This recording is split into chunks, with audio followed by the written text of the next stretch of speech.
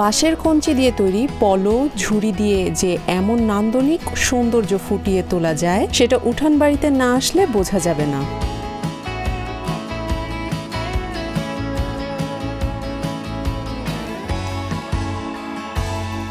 এক পাশে নারী কিশোররা দিচ্ছে আড্ডা, তুলছে সেলফি, অন্য পাশে শিশু কিশোররা দোলনায় খাচ্ছে দোল। ভেতরে প্রবেশের পর মনে হবে কোনো এক গ্রামের দৃশ্য এটি। গ্রাম বাংলার হারিয়ে যাওয়া ঐতিহ্যকে ফুটিয়ে তোলা হয়েছে এখানে।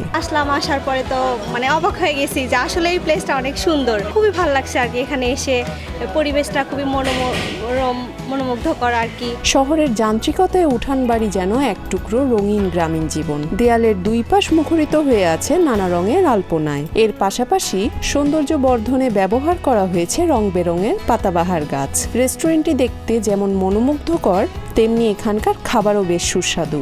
এখানকার খাবারের গুণগত মান খুবই সুন্দর, মাশাআল্লাহ অনেক ভালো লেগেছে। উঠানবাড়ি নামে বগুড়া শহরের জলেশ্বরী তলা এলাকায় প্রায় 4 শতক জমির উপর গড়ে উঠেছে নান্দনিক এর রেস্টুরেন্টটি। মাত্র কয়েকদিন আগেই যাত্রা শুরু করে উঠানবাড়ি। সৌন্দর্য ও নান্দনিকতায় এই কয়েকদিনে ফেসবুক ও ইউটিউবে এখন ভাইরাল উঠানবাড়ি। দাম মধ্যবিত্তদের নাগালের মধ্যে এবং খাবারের মেনুতেও রয়েছে বৈচিত্র্য, যে কারণে প্রতিদিনই এখানে ভিড় জমাচ্ছেন ভোজন রসিকরা। আমি এখানে আসার উদ্দেশ্য হচ্ছে ফেসবুকে আমার ফ্রেন্ড সার্কেল অনেকেই শেয়ার করছে, তো উঠান বাড়িটা আমাকে ভিডিওটাতে দেখছি অনেক ভালো লাগছে। তারপরে ভাবলাম যে দেখে আসি রেস্টুরেন্টটা, তো অনেক আসে দেখলাম যে এখানের পরিবেশ অনেক সুন্দর, বসে থাকার গল্প করার মতো অনেক একটা পরিবেশ সুন্দর, ভালো লাগছে। এখানকার খাবারও আমার মোটামুটি ভালো লাগছে।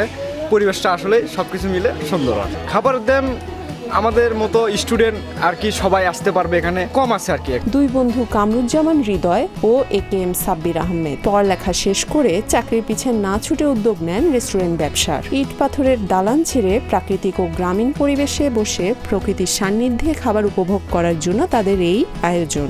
উঠান বাড়ির পক্ষ থেকে আপনাদের স্বাগতম। আসলে উঠান বাড়ির আইডিয়াটা আমাদের পাশে দুজন ছোট ভাই আছে, যে আইডিয়াটা ওদেরই, কিন্তু তার সঙ্গে সহযোগিতা আমার ছিল।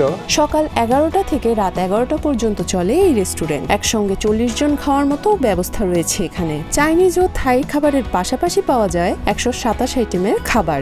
রাস্তা দিয়ে হঠাৎ করে যেতে তাদের বাহির থেকে যে লুকটা পড়লো, যেটা ডালার মধ্যে লাইট লুকটা দেখে খুব ভালো লাগলো। এই ভালো লাগা থেকেই ভিতরে আসা, আমার এখানে আসা। ভিতরে আসার পরও পরিবেশটা আমার খুব ভালো লেগেছে। আর এখানে খুব ছিমছাম পরিবেশ এবং ফ্যামিলি নিয়ে আসার মতো একটা সুন্দর পরিবেশ। আর আমি এখানে চাউমিন আর পাস্তা অর্ডার করেছিলাম, খাবার মানও খুবই সুন্দর ছিল, খুব ভালো লেগেছে। আর যারা এখানে রেস্টুরেন্টের অনাররা আছে, বিহেভিয়ারটাও খুবই ভালো লেগেছে। আর তারা যদি এরকম বিহেভিয়ার বা সব কিছু ধরে রাখতে পারে, নিশ্চয়ই ওনারা সফল হবে।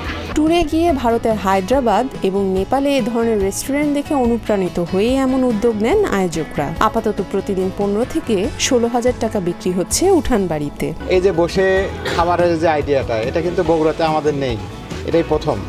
এবং এটা বগুড়াতে বলতে আমি বাংলাদেশেও মনে হয় এরকম কোনো দেখি নাই, ওরকম আমার চোখে পড়ে নাই। তবে আমরা বিভিন্ন সময় ট্যুরে, যেমন ইন্ডিয়াতে যে একবার, হায়দ্রাবাদে দেখি এরকম কিছু রেস্টুরেন্ট আছে যারা বসে খাবারের এই ব্যবস্থাটা সেম এই টাইপের ছিল। প্লাস আমরা নেপালেও দেখছি এরকম একটা রেস্টুরেন্ট, এবং তখন থেকে মাথায় একটা আইডিয়া ছিল যে এরকম একটা রেস্টুরেন্ট দিতে পারলে মনে হয় একটু ইউনিক হবে। তো সেই আইডিয়াটাই আমাদের ছোটো ভাইদের সঙ্গে শেয়ার করা হয়, এবং তারা সেই বিষয়টাকে একদম গ্রামীণ পরিবেশ দিয়ে সুন্দর একটা পরিবেশ তৈরি করে আজকে উপস্থাপন করেছেন। এবং এটা আমার মনে হয় যে বগুড়ার মধ্যে এবং বাংলাদেশের মধ্যে একটা ইউনিক আইডিয়া হয়েছে, এবং এটাতে সবাই কাস্টমারও খুব হ্যাপি, এবং তারা আসতেছে এবং দেখে তারা, বিশেষ করে মেয়েরা এখানে এসে তারা যে ছবি উঠাচ্ছে বা তারা যে নিজের একটা আনন্দ, শুধু খাবার নয়, সঙ্গে সঙ্গে তারা একটা নিজেদেরকে স্বতঃস্ফূর্তভাবে এখানে একটা আনন্দ উপভোগ করে যাচ্ছে।